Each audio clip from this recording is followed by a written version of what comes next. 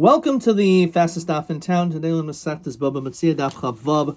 We are going to begin on the bottom of Chav Hey Amud Beis by the second Mishnah, the last Mishnah on the Amud. Says the Masnisin, Matzah Begal V'Kaisel Yashan Hariel Shalom. Let's say you find an object in a pile of rubble or by an old wall. Says Rashi, Gal avanim michayim shenafla. So you found this lost object by these stones that basically the wall collapsed. So the Gemara is going to explain why you get to keep it. And then the Mishnah says, Matzah b'kaisel chadash. If let's say it's a new wall, so it depends. So if it's metzia v'lachutz, if it's halfway and then toward the outside, namely near the Rishos Harabim, in which there's a lot of people, then anything which is from the, so then shalo, then you get to keep that because it's connected to the Rishos Harabim. However, if it's closer to the half, which is closer to the private domain, so it belongs to the Baal Bayis. Let's say you rent your property to others. Even if the item is in the house, even if you find the item in the house, you can also keep it. We don't assume that it belongs to necessarily the last person who rented your property. Okay, the Gemara is obviously going to discuss this. So says the Gemara,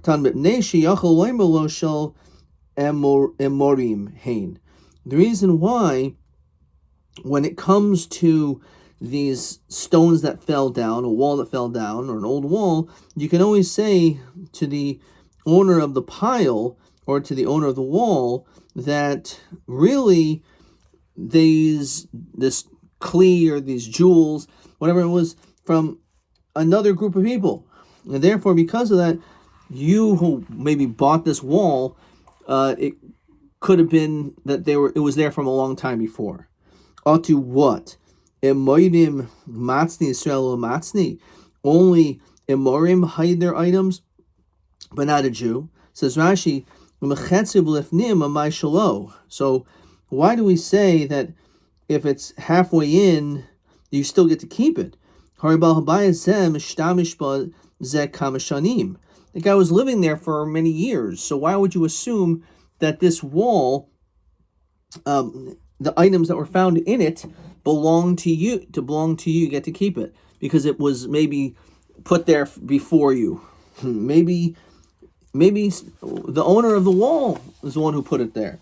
So let's richa. So more answers. We're talking about a case of dishatich tfei, where it's very rusty. What does that mean? So it says Rashi, ha'elu chaluda rab. There's a tremendous amount of rust. There's this much couldn't have been left there. In other words, it's possible that you can just determine based on the age of the wall around it that the item that was there was probably there for an extremely long time, hundreds of years before. And therefore, based on you seeing that, that would be enough for you to be able to say you get to keep it. And this Taisus asks, so l'chayra, you should be able to be kainit through kinyan chatzer, ayin Taisus. And then the Gemara says like this: B'kaisel chadash, if that's an old wall or a pile of stones, but if it's a new wall, it depends. The half which is closest to the Rishos Harabim. So let's say there's a crevice. Let's say that you have this wall, which is an amma, and then inside is like this empty shell. So if you found it within much closer to the Rishos Harabim, we'll assume that maybe someone from Rishos Harabim put it there, right? Or because it's near the Rishos Harabim, there's a great likelihood the person was miyayish that probably some of the Rishos Harabim would have taken it. Okay, so therefore, because if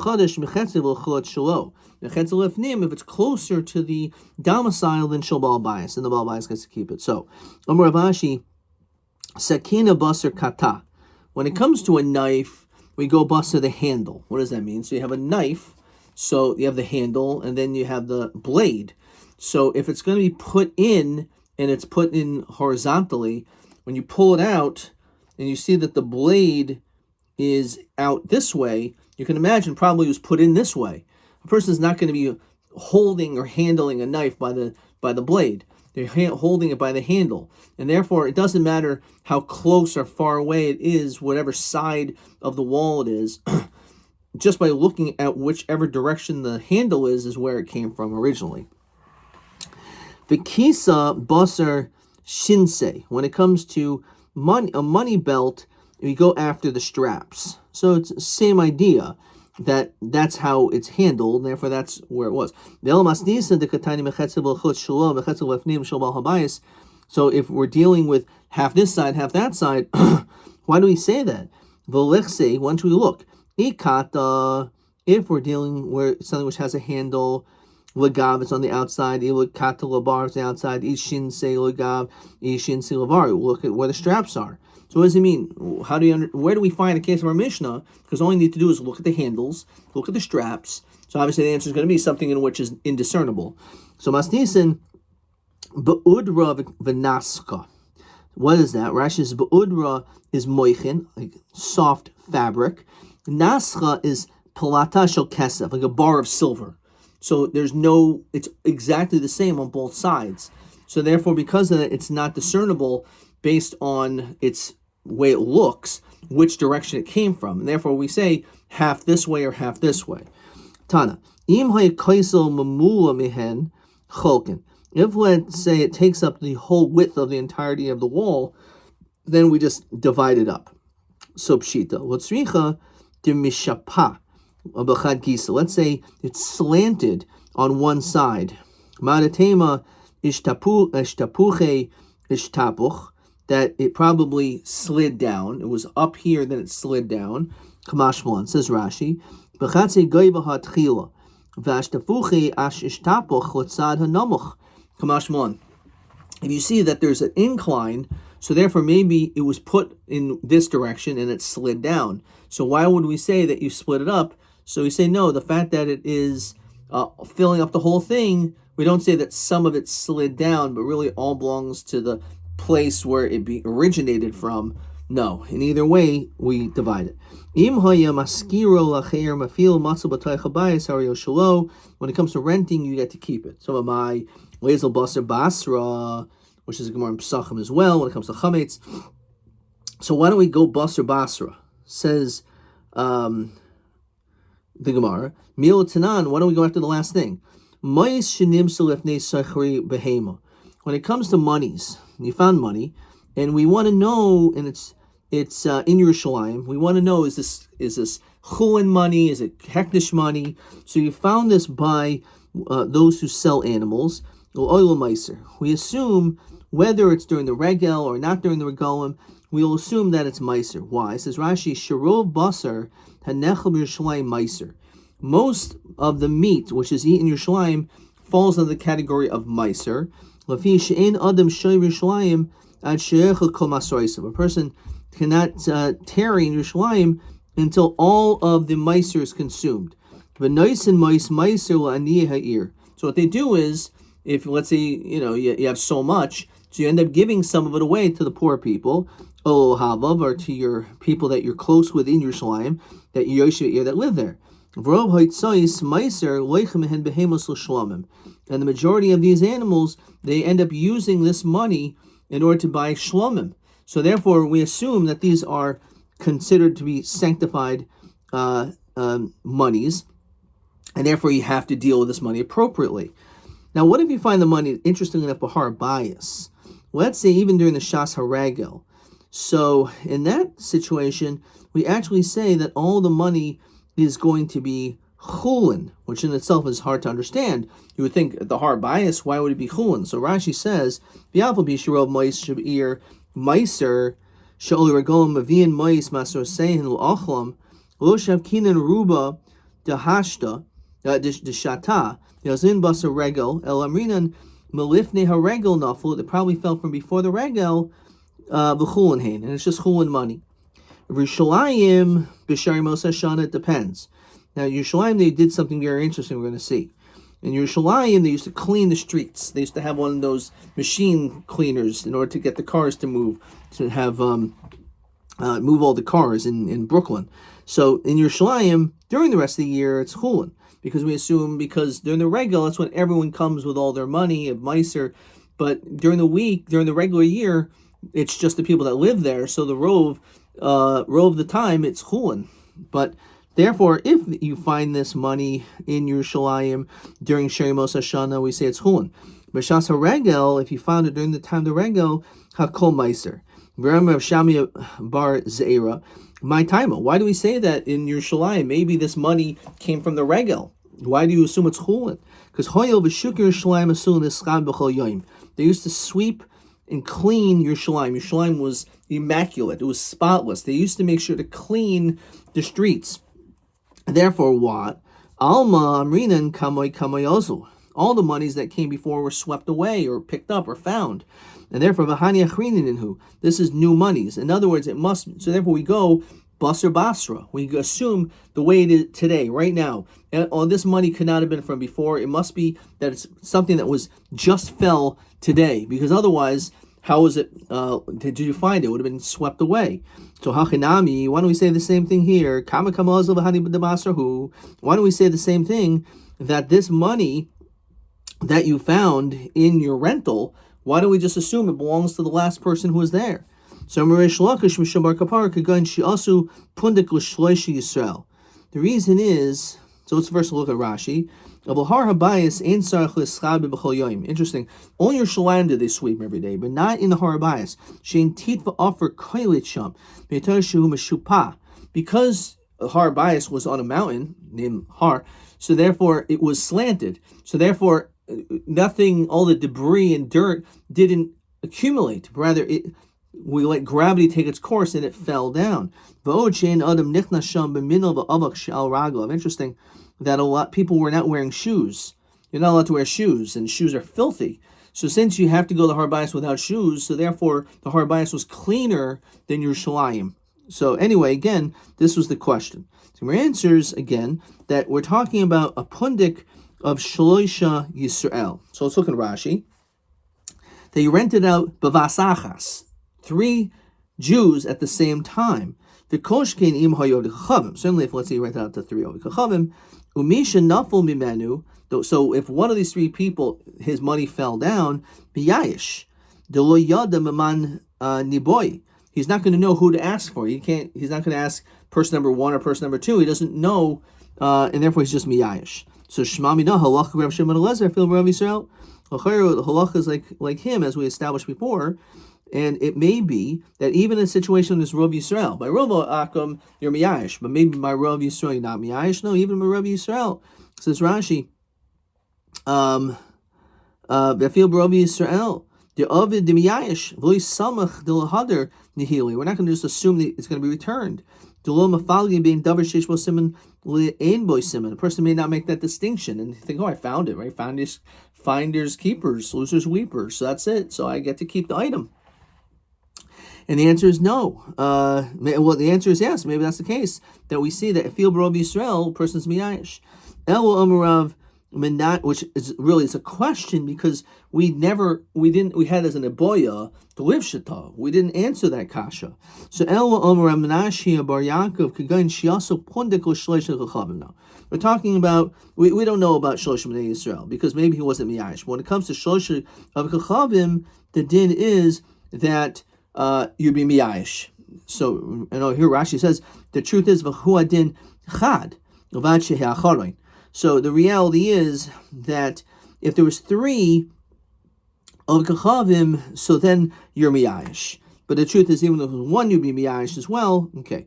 All right. So anyway, so that's the answer. The answer is you're right. Normally we would go basar basra, but because if there was 3 people that rented it at different times, but since it was all rented out, like in a hotel, and there's multiple people all over the place, let's keep it simple, or you have one of these hostels which has this huge room with all the people in it at the same time, so therefore you're going to be miyayish.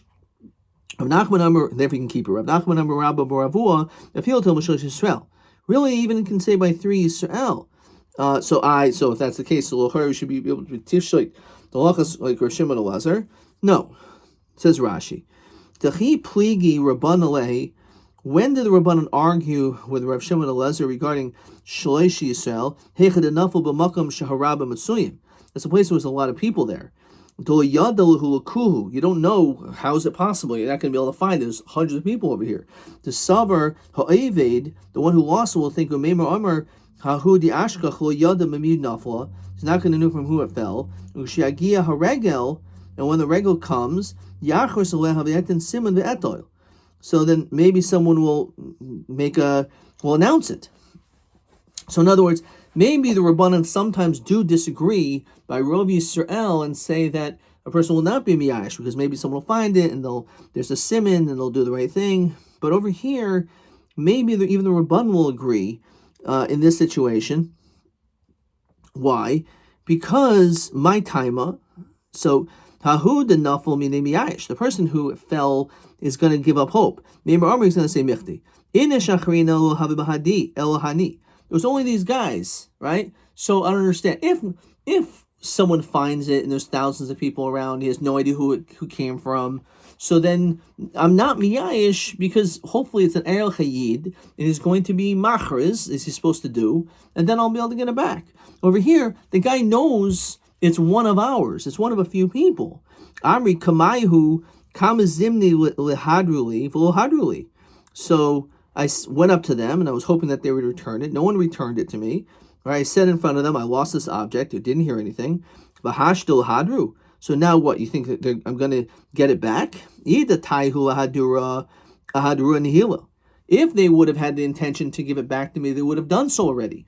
Because they know that I've already specifically went, I am someone who lost something. So if you're the one that found it, then there's a good chance you would have given it back. But the taihul. So why are you giving it back? Because you're a gazlan, because you're a thief.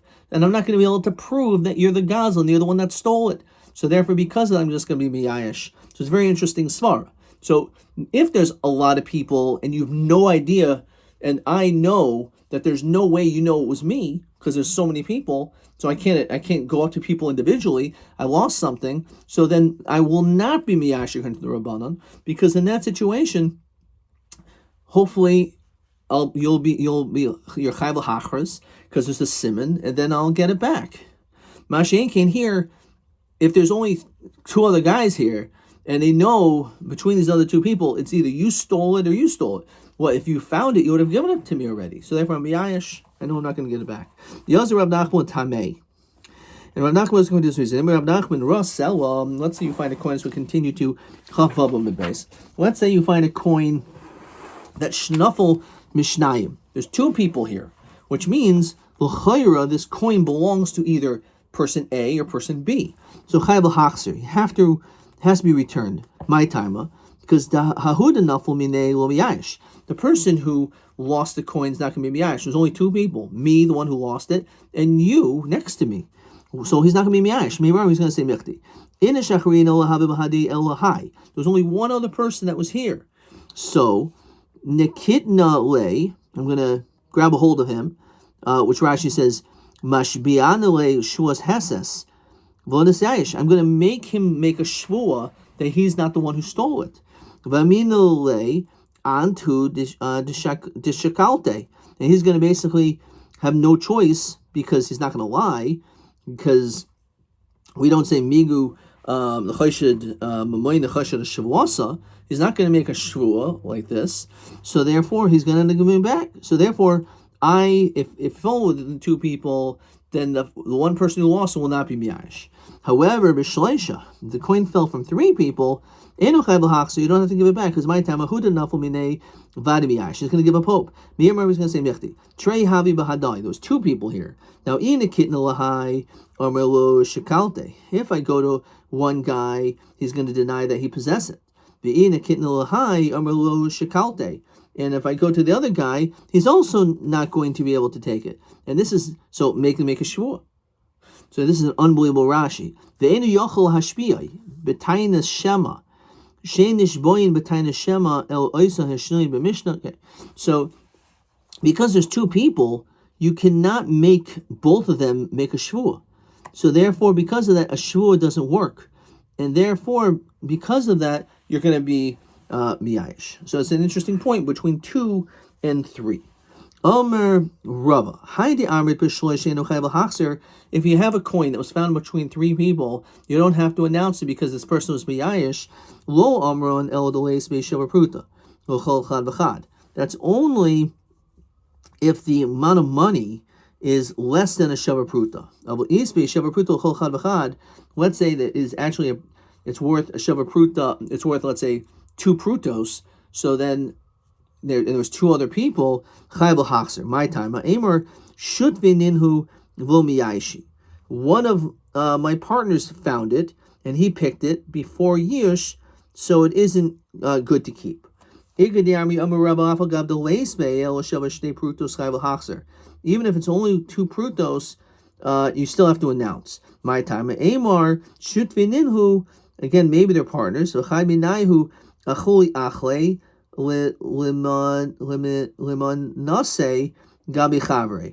one forgave his chelik from his friend. So it is a pruta each, and still you're chayav to return it. Let's say you found a coin that fell. Not the lifnei. So this goes under what are all the punishments. Not the lifnei yeyish, and this is going to be question TA 12. Matai over gam al hashiv teshivim v'gam al lav suchol salim. Matai over rak al tashiv teshivim. Matai rak lo suchol salim. It's a hard question. So it's like this. And this is going to be TA 12. Basically, this whole sugya.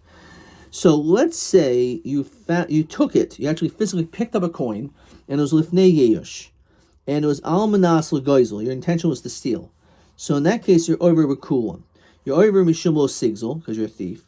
You mishum hashiv tashivim. You're supposed to return it, which you didn't. You mishum lo suchol salim, and also lo suchol salim. Now v'afal had the chazro after yeyish.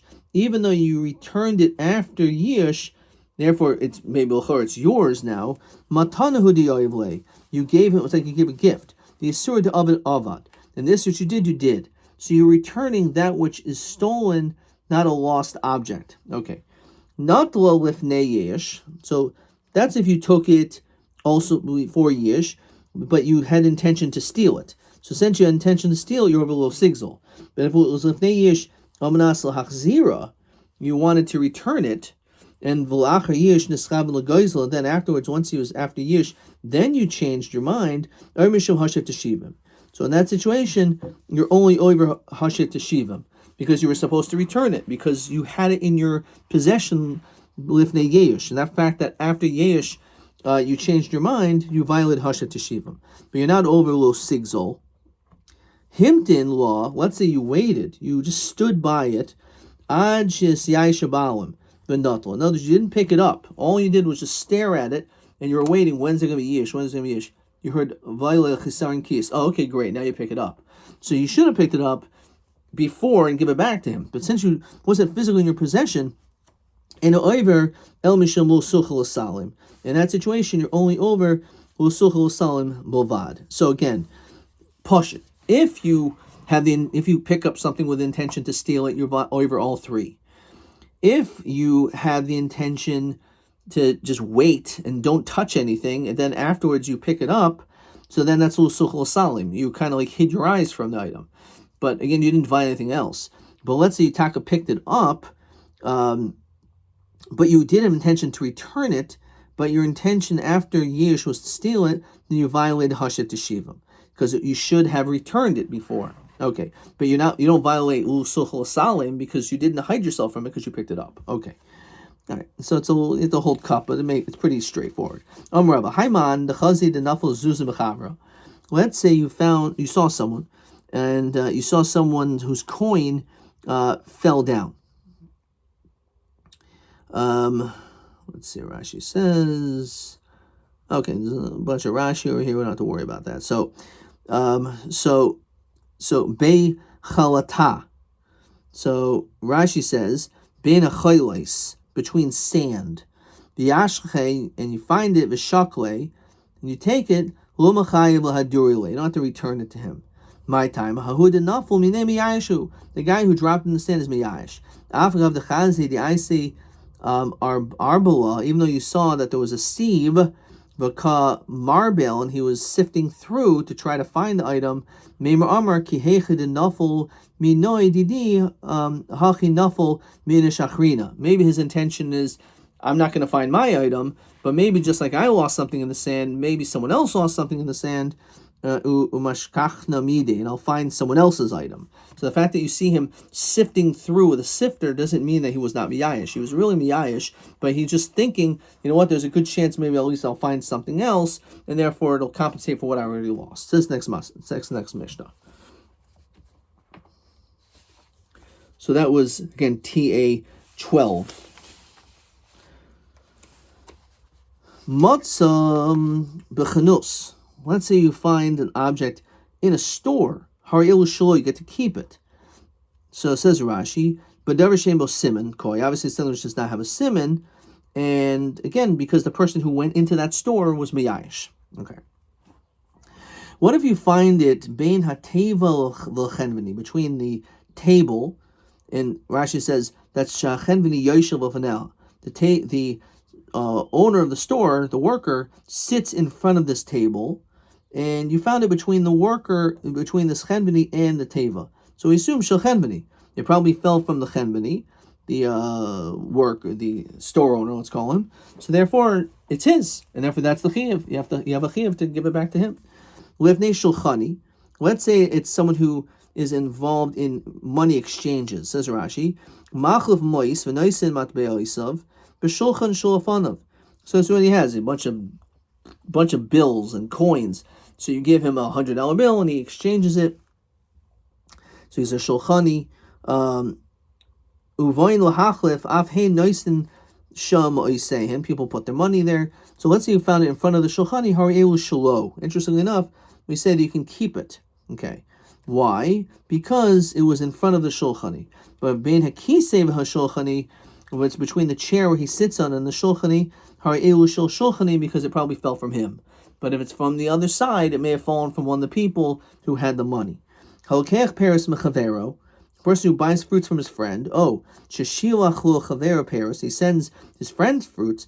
Motz mehem mois, and there's money that's found within. Harielu shelo, you can keep it. Yim ha'yisruin noitel machar. So if it's all bundled up, you have to announce it. So as Rashi says, why, when it comes to this case of the shulchani, why do we say that if it was found in front of the shulchan, you get to keep it? Says Rashi, Tamrinan min haboyin naful. Again, it didn't fall from the shulchan; it must have fallen from the person, one of the people that came. Shari hashulchan masik ben shulchani l'mois. The table separates the shulchani and the money. Shenimsu v'im min hashulchani naful. It fell from him. Hayohem uhimatzi beino l'kise. It would have fallen between him and the chair. Shashulchan munach olav. Okay.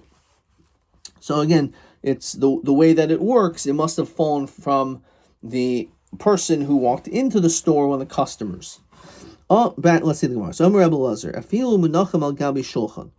Even if it's actually on the table, says Rashi, near be'enai dologar sin strurim. Okay. Tanan lifnei shulchani. If it's in front of the shulchani, hari el shelo, you get to keep it. Ha al gabi shulchan, which is mashma. If it's on the table, the shulchani, then it belongs to the shulchani. Ema seifa beina kisil shulchani shulchani. It only goes to the shulchani if it's between the chair and the shulchani, which is mashma hal gabi shulchan shelo. Anything that's on the table is yours. So how do we understand? El mahal lekel mashmina. You can learn it either way. The Reish and the Sefer contradict each other. So therefore, since we can't learn it out, we do not know the din about a fil menachem al gabi shulchan. But then that's the question. When do we say you get to keep it? Is it only with ner shulchan? That the Mishnah says. How if it's on the table? That we're not so clear. But Rabbi Lezer says yes, you get to keep it. Okay. Rabbi Lezer hamanole. So then, how does he know if it's on the table that you also get to keep it? Rabbi Masnisin kashise. He says our Mishnah is hard to understand. Why is it that the shulchani only gets shulchani only in the case where it's between the table and the shulchani? Well, you say al shulchan. Wait, say it on the table, and that would mean that would be the case. Inami matzah b'shulchanais kedetani reisha matzah b'chanus shelo. He feels based on the language of the Mishnah, it seems pretty clear that in fact you would be able to keep it. That you get to keep the money which is found, let's say, inside of a fruit. As we continue to Chav Zayin Amud Aleph, that's only if you purchased it from a merchant, says Rashi. Because he's a merchant, he purchases his stuff from so many people, so it could have come from really anyone. If it came from one individual, then chayv l'hachzer, because it probably came from him. Okay, chayv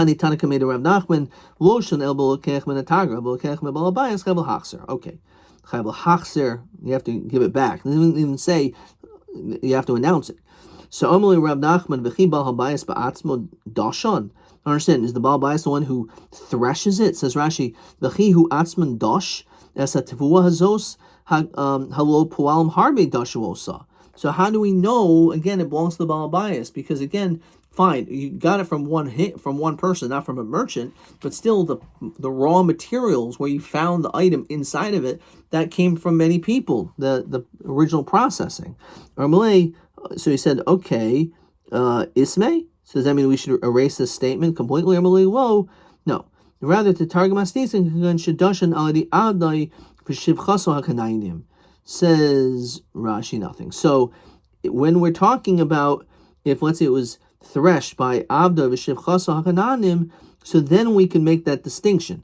And we can say that the only time is if it's from a tagar, if it's a Baal Bayis. So again, maybe we have specific people that we know who did the threshing, so therefore again, you would have to give it back to the Baal Bayis. Okay, let's look at a couple last questions.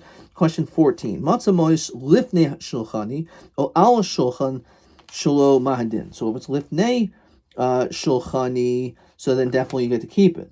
And it says over here, hein lifnei shulchani v'hein al shulchan harei shelo. Which is interesting, because maybe you would think that was a machlokas, but that's not how Dirshu reads that. Okay. Question TA 13. No. TB 13. Matzah b'kaisel chadash. Mahadin b'sakin v'kasa. Okay, so this is actually all the way back to Chavav Amud Aleph. So, if let's say you find a knife, or what's the din? Ba'udra v'nascha. So this is what I wrote. B'sakina hochem basar hatzad of the handle. Okay, but avol hadavar she'ein hevdel kamo nascha b'kadayma im karbo maksa hatzad zeh the Torah was just around mehar shalo. L'chatz mifnim then l'ish acher adka.